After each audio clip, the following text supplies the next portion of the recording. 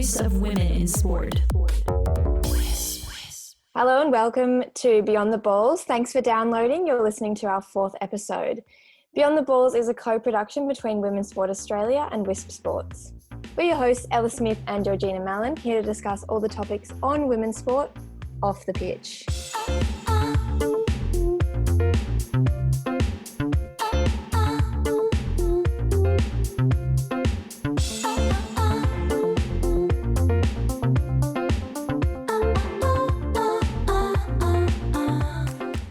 Georgina, how are you going?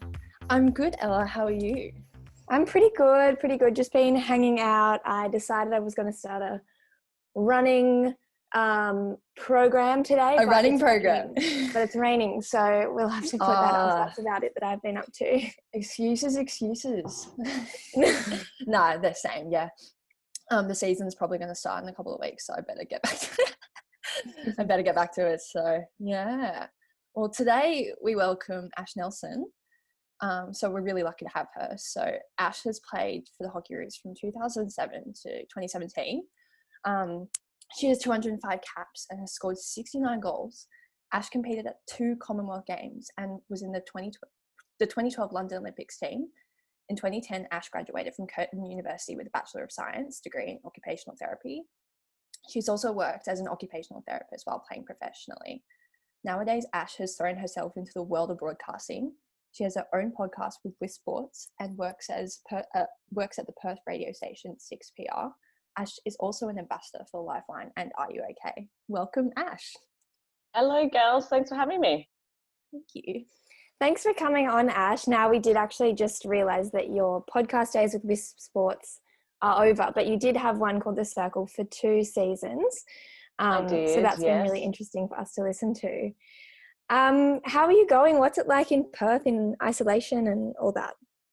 Well, I think we're pretty fortunate over here compared to a lot of the rest of Australia, especially over on the East Coast. We probably have been allowed to do a little bit more as far as getting out and about. And I felt like over the last couple of months, my life hasn't changed too much. I think being in media now, especially over this time where we're wanting to know about what's going on as far as the pandemic is, there's been a real need for media. So managed to keep on working through this time, and that's been relatively nice. I've been able to socialise with a few colleagues at work, of course, maintaining my 1.5 metre distancing. The only thing that probably has changed, obviously, is that sort of sport element. But I'm thinking that hopefully in the next month or so, might be able to get back to playing hockey. We've certainly been keeping fit as a group, doing some Zoom classes.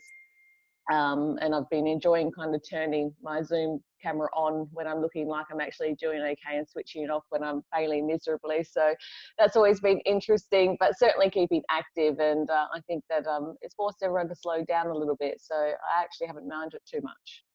Yeah, absolutely. It's good to stay active and ready for when sports do go back, which is looking like it's going to be soon. But we start with a similar question every week. It's a pretty big one, but we just want to know what's been the highlight of your career, your sporting career specifically, because you have had a few.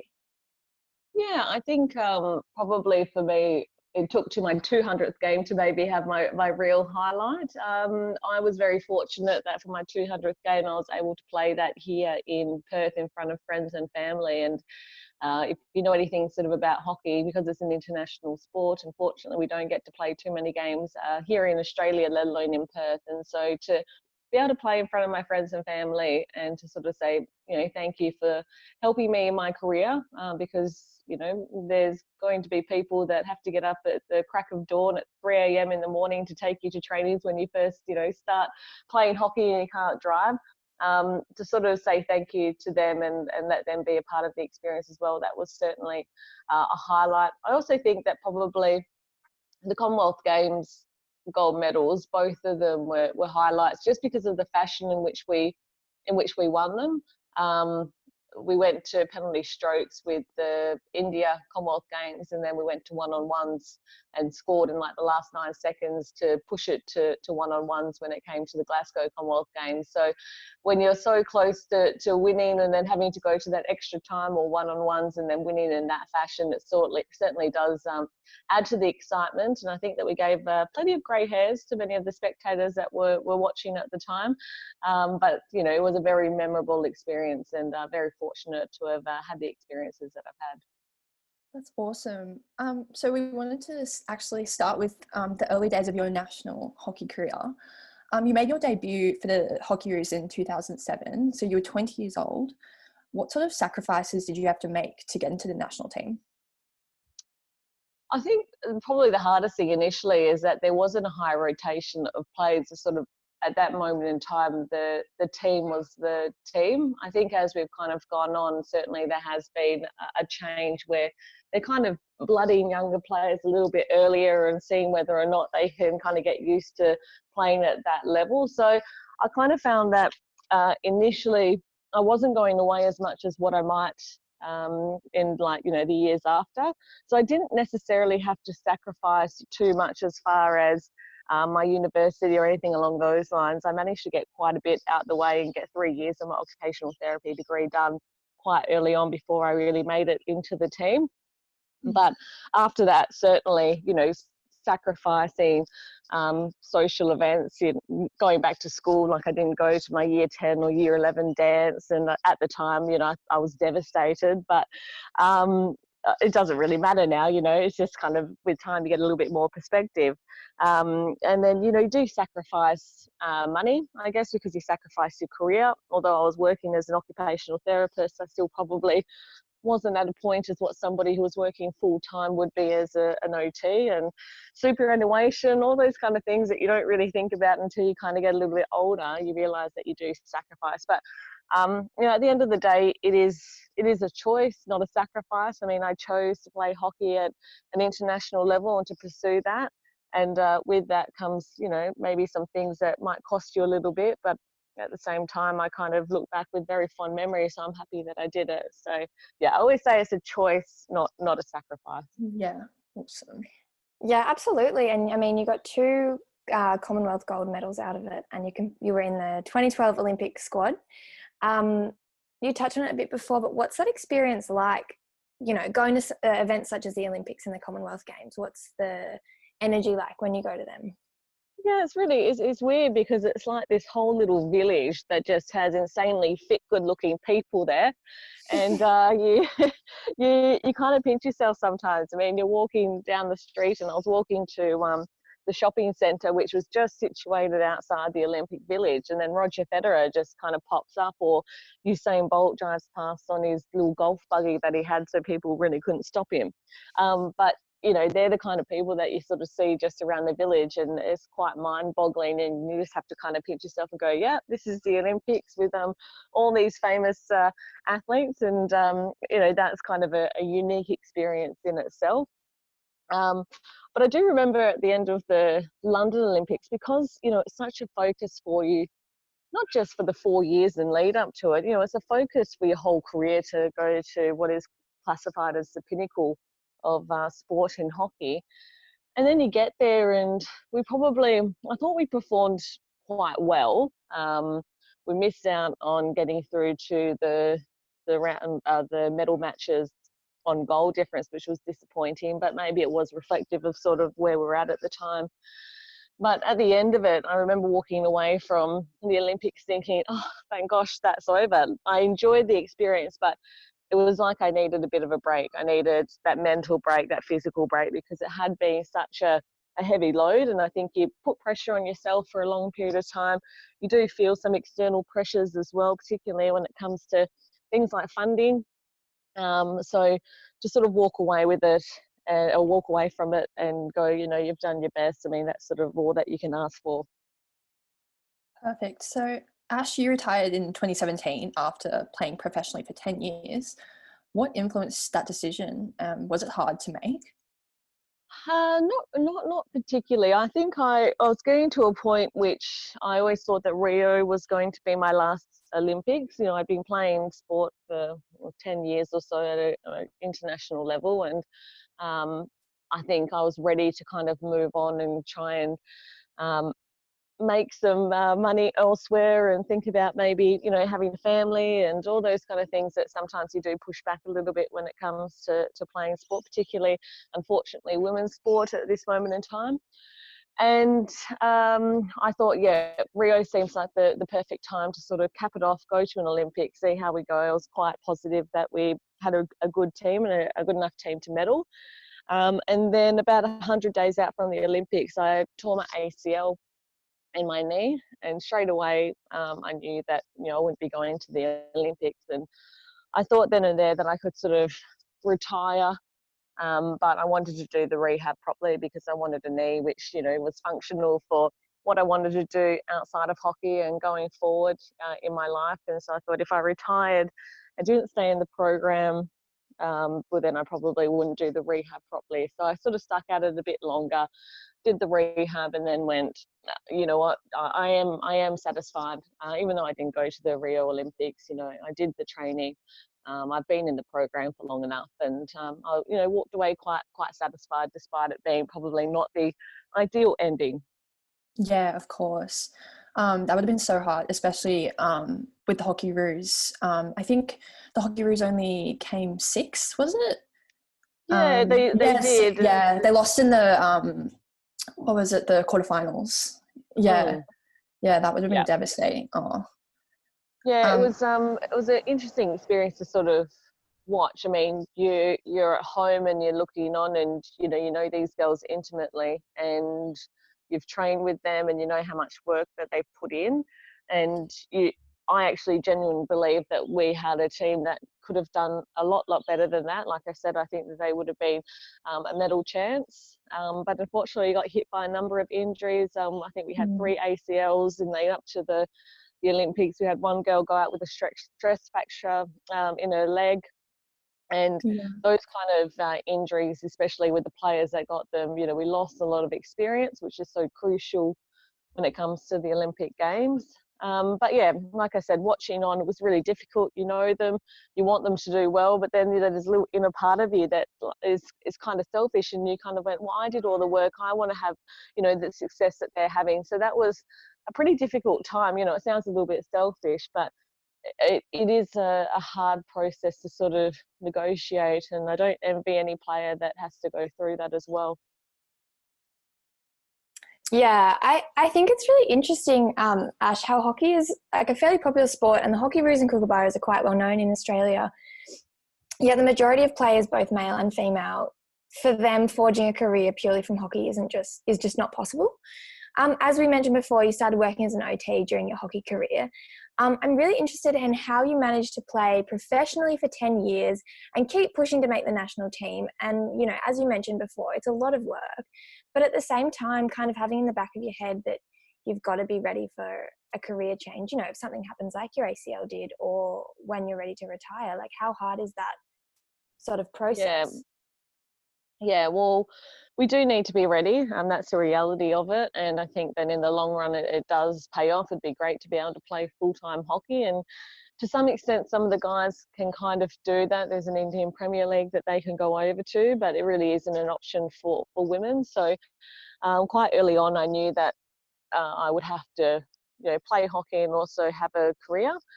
And like I said earlier on, I was very fortunate to try and get my uni degree out the way with before I really embarked on playing hockey. So, you know, that kind of lent itself to being able to get a job in the industry. And I was very fortunate that I just had some wonderful employers. You know, I tried to do the right thing as well by having good communication. And when I was there, working really hard and diligently, which I think a lot of athletes are capable of doing. And that's why employers like to hire them. So I did do that. It was hard to balance, and as much as I encourage people to have that balance, so to have work, to also play, you know, the sport that they desire, at the end of the day, you have to be really careful with the balance that you're getting. And, you know, in lead up to the 2012 London Olympics, I was having a chat with my coach, and I don't know if he was the most supportive person of having a career outside of hockey. But he just said that, like, I need to be careful with how much I'm doing away from hockey when it comes to work. And he was probably correct with that. You know, I was probably dedicating too much time and I was getting too tired once I got to my training. So I had to pare it back a little bit, realize what my priority was. And at that stage, it was hockey. And then once I finished, you know, the London Olympics, I could start to pick up a couple more hours with hockey. But it's about getting that balance right. And the thing that's always nice about, I guess, having work is that you can have a really bad training session. Things might be sort of going poorly and you've got another outlet. So, you know, I'd get to be an occupational therapist and going and working with people that have had a significant stroke. And, you know, they're learning to feed themselves, they're learning to walk again. Some of them can't even speak, you know, to their loved ones, and it kind of puts it all in perspective and you kind of go, well, you know, me having a bad game isn't really that bad at all. Yeah, it's all about perspective, isn't it? I was listening to a few episodes of your podcast, The Circle, which was on WiSP Sports, and I was really interested in your chat with Nikki Hudson about her mental wellbeing struggle post-hockey. And I think it's such a common thing, like this discussion about the transition from playing a professional sport to, I guess, going into the world outside of that. From your personal experience and from, you know, speaking to other players and having played with all these, you know, professional level players, how hard is that transition mentally to move into the next phase of your life? I think I was probably kind of lucky. I felt like I kind of went through, this is an odd thing to say, but I think I went through that transition or that headspace when I was about 21.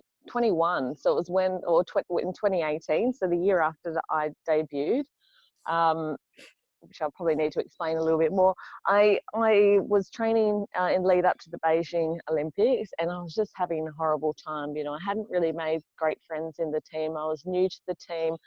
I wasn't fit enough. I hadn't had the base that those other girls had in lead up to the Olympics. And to go into your first year into an Olympic campaign, it was bloody difficult. And as a result, you know, I was getting really down on myself. And my whole identity was at that moment in time linked with being a hockey player. I mean, I wasn't actually working at the time, so my whole life revolved around hockey. And the worse I played, the more I got down on myself, and it started to sort of creep into being really down on myself off the hockey field as well. I was quite socially isolated. I was really tearful. It just wasn't myself. And I got to the end of the year and didn't get picked to go to the Olympics. And I remember my mum just saying to me, you know, you don't have to do this if you don't want to. And I just like burst into tears and kind of went, you know, it's something that I used to love and I'm not enjoying it. I need to kind of find a way to get back to enjoying it. So I took some time off. I went traveling.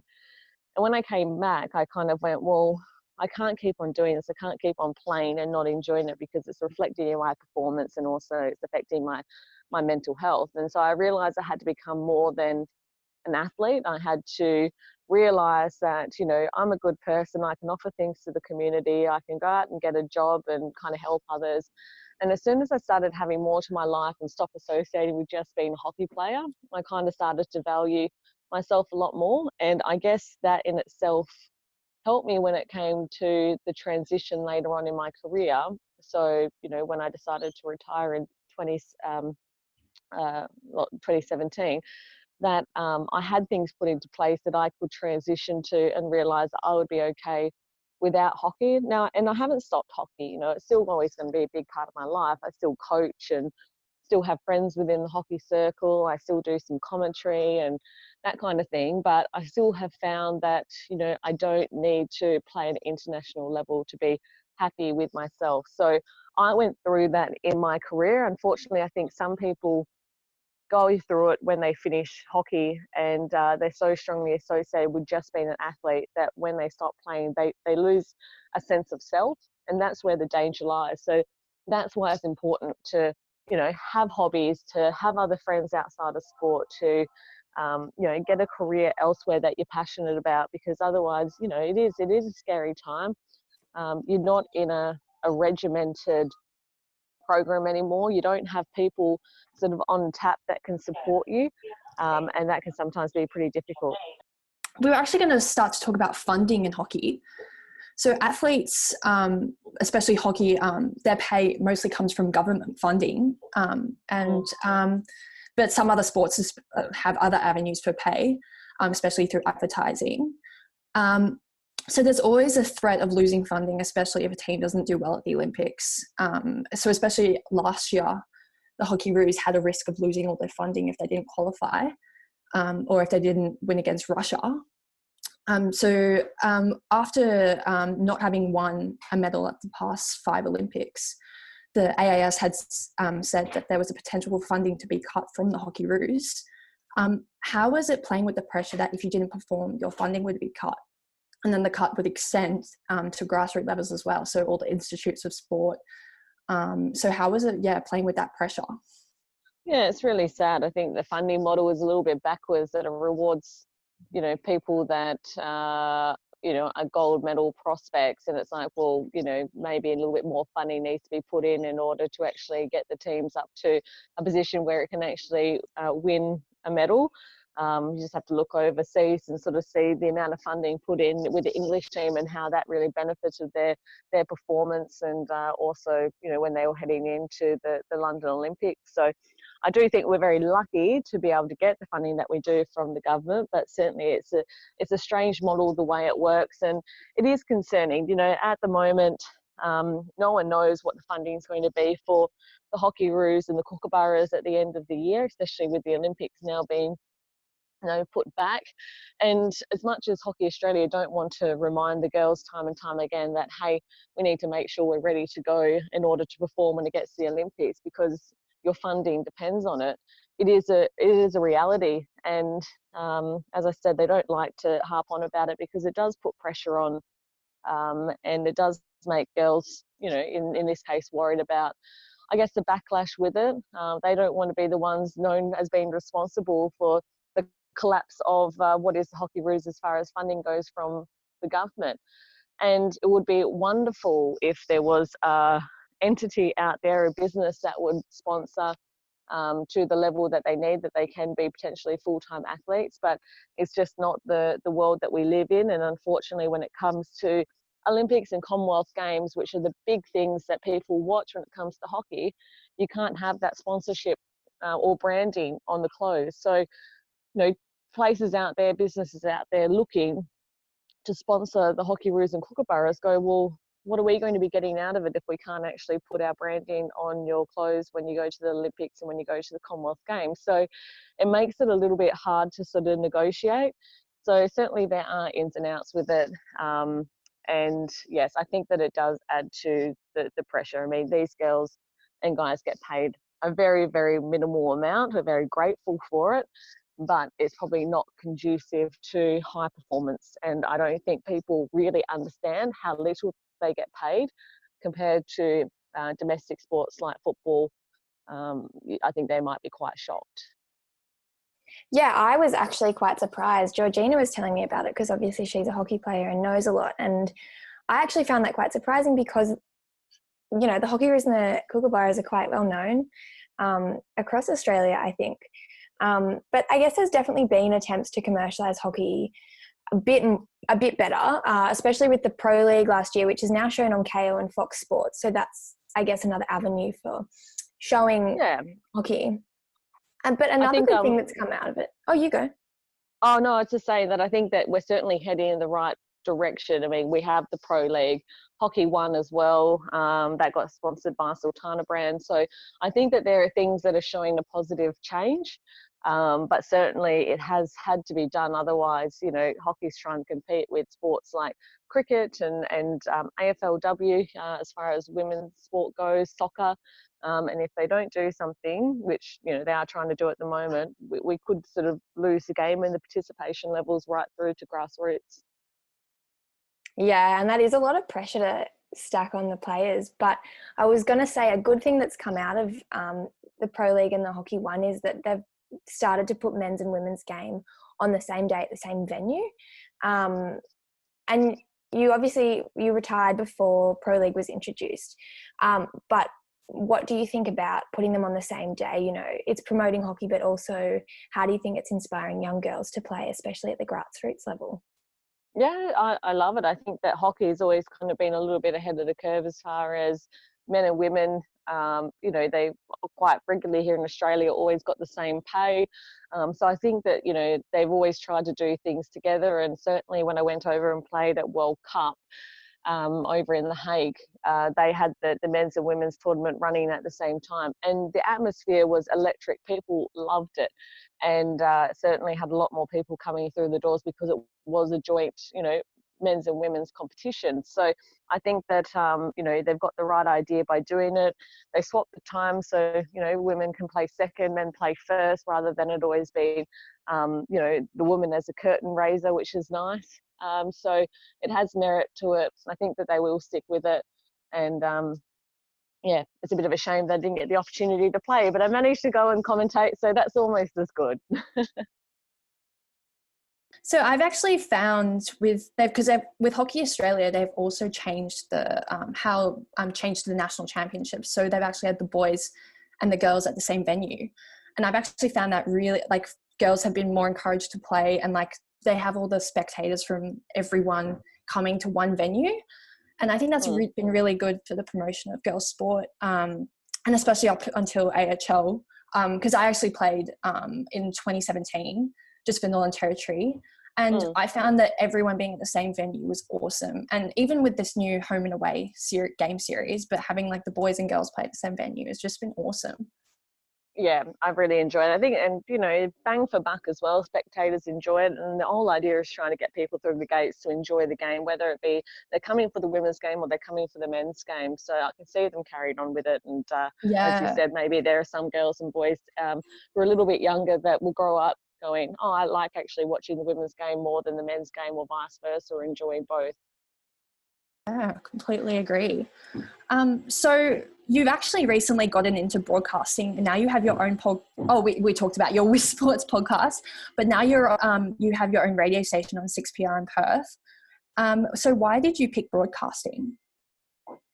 I just kind of more fell into it, I guess. I enjoyed it while I was going through playing as a Hockeyroos, and I sort of started doing a little bit of commentary and doing a bit more TV, and realised that actually I like the creativity that's associated with it. So I thought, well, if I'm going to do it, I might as well do it now, sort of as I'm finishing playing hockey, and sort of strike while the iron's hot. And so I ended up going back to WAPA, which is sort of like a performing arts over here in WA that has like a broadcasting section with it, and did a year diploma.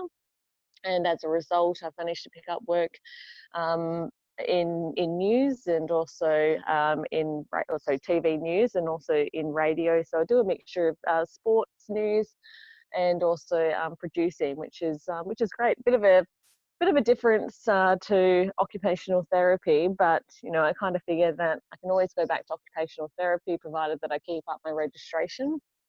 And you know, I don't sort of shy away from a challenge. And I think that, you know, someone said you've got a whole, you know, another however many years working, 40 years or whatever it might be working, you might as well make sure that you do it now rather than later. Yeah, that's true. There is a while, I guess. The media industry is known to be quite competitive, and I mean, I guess you see a lot of professional athletes moving on into the media after their careers. So I'm wondering, are there lessons learnt from when you were playing professional hockey that have kind of helped you, you know, get your foot in the door in the media industry? Oh, absolutely. I think that in hockey, or being an athlete, day in, day out, you're always critiqued and told what you can do a little bit better. And it doesn't come from a place of malice, or it comes from a place where they just want you to be the best player that you can be. And essentially, when you're a broadcaster, you are performing, and you have pressure moments where you have to perform, and it's done publicly and in front of a lot of people. And you've got a lot of people that will give you feedback and let you know whether or not you were successful, or whether you could have done something better. And that too, you know, comes from a place of people wanting you to be the best that you can be. You know, just take their opinion.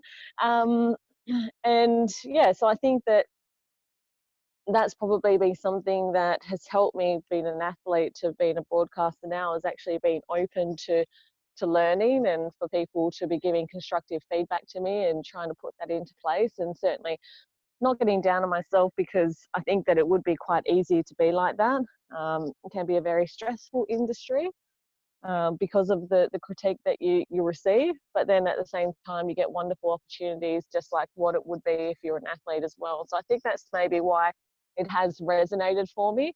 I like the fact that you're doing something different each day. I like the fact that you're getting to meet different people, have experiences that you might not get if you're doing sort of a typical 9-to-5 kind of job. But yeah, I think that certainly the persistence that you have to show as an athlete and being able to receive criticism is something that's going to be helping me being a broadcaster. So Ash, you're also an ambassador for RUOK and Lifeline. What actually got you into that, and why is it so important to you? Well, I probably touched on it before, just during that time in 2018, when I was having a bit of a difficult time and found that I wasn't quite myself. And I don't think I was ever sort of clinically diagnosed as being depressed or anything along those lines, but I certainly found that when I was in a poor mindset or had a quite upset and emotionally volatile a lot of the time, that, you know, I just recognized I wasn't getting the most out of myself, and it wasn't a life that I liked living like that.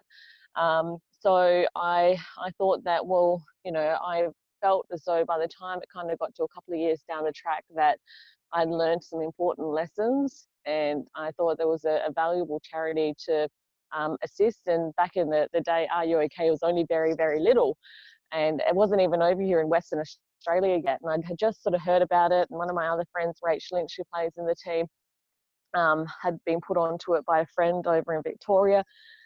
And so we thought, well, you know, what a great charity. We would love to help them. We'd like to kind of be associated with a charity group which we feel that we can benefit and help.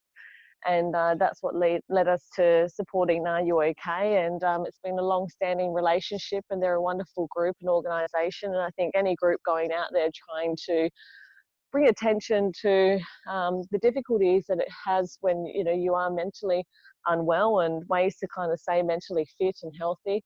I think that they do a wonderful job, and more than happy supporting them. And it's just a message that has really caught on and I think resonates with a lot of people.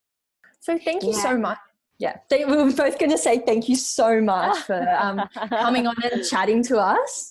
No, it's been an absolute pleasure, guys. Thank you so much for having me on. Thank you. You can find the show notes at wisports.com. Follow Ash on Twitter and Instagram at Nelson_Ashleigh. You spell that NELSON_ASHLEIGH. You can find WiSP Sports at WiSP Sports on all socials. And you can also find Women's Sport Australia at Oz Women's Sports on all socials. Or if you prefer to email over social media, the email address is info@wisports.com. Thank you so much for listening, everyone. We'll be back in 2 weeks.